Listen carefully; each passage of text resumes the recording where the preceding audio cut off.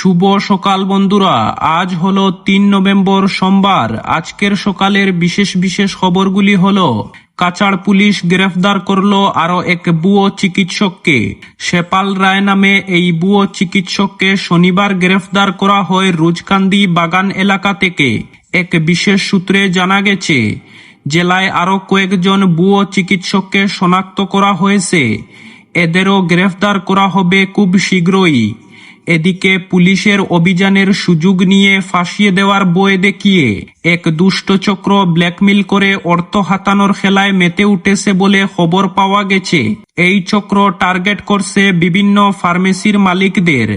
পুলিশের এক সূত্র জানান, ভুয়ো চিকিৎসকদের পাশাপাশি এই ব্ল্যাকমেইল চক্রের গতিবিধি সম্পর্কেও খোঁজখবর চালানো হচ্ছে। পরবর্তী খবরটি হলো, মিয়ারা কখনোই জুবিনের অনুরাগী ছিলেন না, এমনটাই জানালেন মুখ্যমন্ত্রী ডক্টর হিমন্ত বিশ্ব শর্মা। জুবিন ক্ষেত্রে মিয়া সমাজের একাংশের অশুভনীয় আচরণ এবং রাজনৈতিক স্লোগানের রীতিমতো তিতিবিরক্ত মুখ্যমন্ত্রী হিমন্ত বিশ্ব শর্মা। তাই স্পষ্ট ভাষায় শনিবার মুখ্যমন্ত্রী বলেন, মিয়ারা কখনোই জুবিনের অনুরাগী ছিলেন না, নকল অনুরাগী তারা। বিধানসভা নির্বাচনের শেষে নকল অনুরাগীদের মধ্যে কাউকেই দেখা যাবে না, থেকে যাবেন শুধু প্রকৃত অনুরাগীরা। প্রশ্ন উঠে, বর্তমান পরিস্থিতিতে মিয়াদের বিরুদ্ধে উচ্ছেদ অভিযান কি থমকে দাঁড়িয়েছে? জবাবে মুখ্যমন্ত্রী বলেন, উচ্ছেদ অভিযান চলবেই। জুবিনের মৃত্যু হয়েছে বলে মিয়াদের রক্ষা পেয়ে যাবেন সেটা হবে না। যতদিন মুখ্যমন্ত্রী পদে থাকব ততদিন মিয়াদের বিরুদ্ধে যুদ্ধ চলবে আমার। পরবর্তী খবরটি হলো, গত দুদিনে বেঙ্গালুরু ও মুম্বাইয়ের পুনে থেকে পৃথকভাবে সুনাই এলাকার দুই যুবকের গলায় ফাঁস লাগা মৃতদেহ উদ্ধারের ঘটনায় ব্যাপক চাঞ্চল্য দেখা দিয়েছে সুনাই এলাকায়।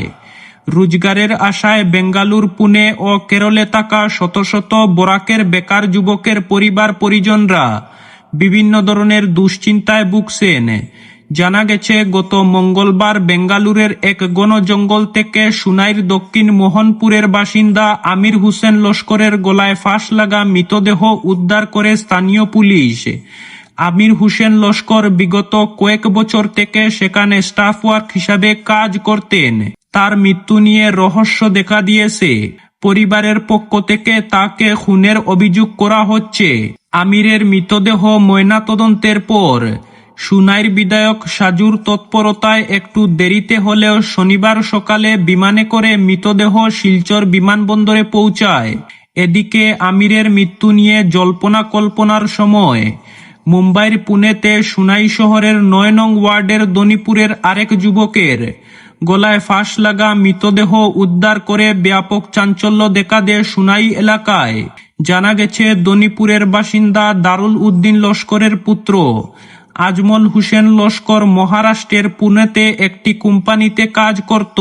শুক্রবার দুপুরে তার সম্পর্কের ভাই ও সঙ্গীরা জুম্মার নামাজ থেকে ফিরে এসে রুমের দরজা খুলতেই ঝুলন্ত অবস্থায় আজমলের মৃতদেহ দেখতে পান। খবর পেয়ে স্থানীয় পুলিশ ছুটে আসে, মৃতদেহ ময়নাতদন্তের জন্য হাসপাতালে পাঠায়। ময়নাতদন্তের পর বিধায়ক সাজুর তৎপরতায় শনিবার সন্ধ্যায় আজমলের কফিনবন্দি মৃতদেহ শিলচরের বিমানবন্দরে পৌঁছায়। তার আত্মীয় স্বজনরা কুমরিগ্রাম থেকে মৃতদেহ বাড়িতে এনে রাত 8:30টায় সমাধিস্থিত করা হয়। পারিবারিক সূত্রে জানা গেছে, বাড়িতে আজমলের স্ত্রী সহ 1.5 বছরের একটি শিশুও রয়েছে। পরবর্তী খবরটি হলো, কাছাড়ের জয়পুর এলাকায় অবৈধভাবে পাথর ডাম্পিং এবং পাথরবাহী ট্রাক চলাচল নিয়ে ক্ষোভে ফুঁসছেন আয়নাখাল ও জয়পুর চতুর্থ খণ্ডের জনগণ। স্থানীয়দের অভিযোগ, নদীতে অবৈধভাবে জেসিবি লাগিয়ে অবাধে পাথর উত্তোলন চলছে। এর ফলে নদীর জল ক্রমে গুলা ও দূষিত হয়ে পড়েছে, যা এখন পান করার অযোগ্য। এই নদী স্থানীয় বাসিন্দাদের নিত্য নতুন জীবনযাত্রার একমাত্র ভরসা। তাই পরিস্থিতি নিয়ে এলাকাবাসী গভীর উদ্বেগ প্রকাশ করেছেন। স্থানীয় বাসিন্দারা জানান, সারা রাত ধরে অবৈধভাবে পাথর ডাম্পিংয়ের বিকট শব্দে এলাকার মানুষের ঘুম ব্যাঘাত ঘটেছে। পাশাপাশি ভারী ট্রাক চলাচলের কারণে গ্রামীণ সড়কগুলো ভেঙে পড়েছে এবং বড় বড় গর্তের সৃষ্টি হয়েছে, ফলে চলাচলে চরম অসুবিধা হচ্ছে এলাকাবাসীর। এ বিষয়ে বহুবার তারা বন বিভাগের জয়পুর বিট অফিসে অভিযোগ জানালেও কোনো ফল মিলেনি। অভিযোগ রয়েছে বিট অফিসার সচিন রাজকুমার নাকি প্রায় অফিসে অনুপস্থিত থাকেন। স্থানীয়রা আরও জানান, বিষয়টি নিয়ে লক্ষ্মীপুর রেঞ্জ ও শিলচর ডিএফ অফিসে একাধিকবার অভিযোগ করা হয়েছে, তারপরও এখনো কার্যকর ব্যবস্থা নেওয়া হয়নি। এবার ক্রুদ্ধ এলাকাবাসী সিদ্ধান্ত নিয়েছেন, যদি অবৈধ ও পাথর উত্তোলন ও ডাম্পিং বন্ধ না করা হয় তবে তারা বৃহত্তর আন্দোলনের পথে নামবেন। তাদের দাবি, প্রশাসন বিশেষ করে ডিএফ এর উচিত ও অবৈধ কারবার বন্ধে দ্রুত ও কঠোর পদক্ষেপ গ্রহণ করা। এই সম্পর্কে বিভাগীয় কর্মকর্তা জানিয়েছেন, জয়পুরের ঘটনা সম্পর্কে তারা ইতিমধ্যে অবগত হয়েছেন। শীঘ্রই এ ব্যাপারে কার্যকরী পদক্ষেপ করা হবে। পরবর্তী খবরটি হলো, মোবাইল নেটওয়ার্ক থেকে বঞ্চিত দক্ষিণ হাইলাকান্দির বহু গ্রাম। যোগাযোগ ব্যবস্থা, শিক্ষা, চিকিৎসা থেকে শুরু করে ব্যাংকিং এবং সরকারি কাজ সর্বক্ষেত্রে মোবাইল নেটওয়ার্ক ও ইন্টারনেট আজও মানুষের জীবনের মূল ভিত্তি।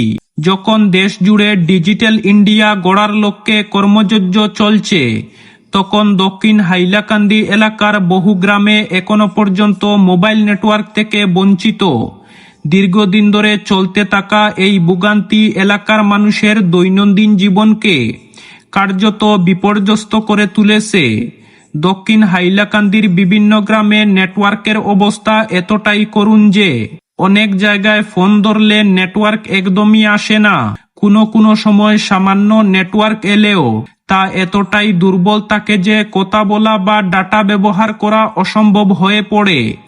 এই মারাত্মক নেটওয়ার্ক ঘাটতির কারণে স্থানীয় মানুষজন গুরুতর সমস্যার সম্মুখীন হচ্ছেন। শিক্ষার ক্ষেত্রে প্রধান বাধা সৃষ্টি হচ্ছে।